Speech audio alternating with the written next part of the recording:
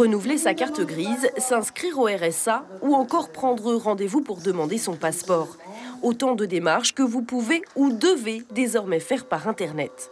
Objectif de l'État, une dématérialisation totale des services publics d'ici 2022. Mais face au numérique, tous les Français sont loin d'être égaux, et d'autant plus quand ils vivent dans les Outre-mer. La couverture est très inférieure à ce qui existe en métropole.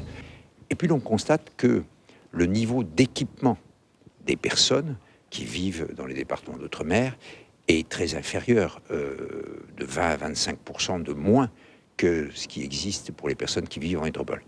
Et enfin, ce qui est un obstacle, les tarifs des abonnements sont supérieurs d'environ 40%.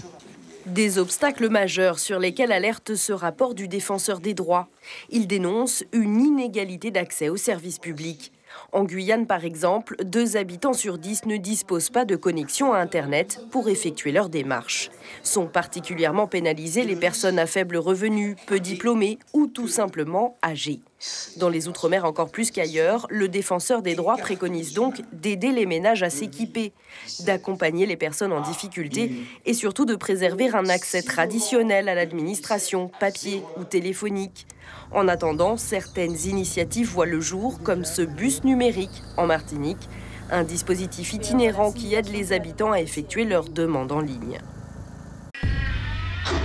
Suivez l'info sur Guyana Première, télé, radio et Internet.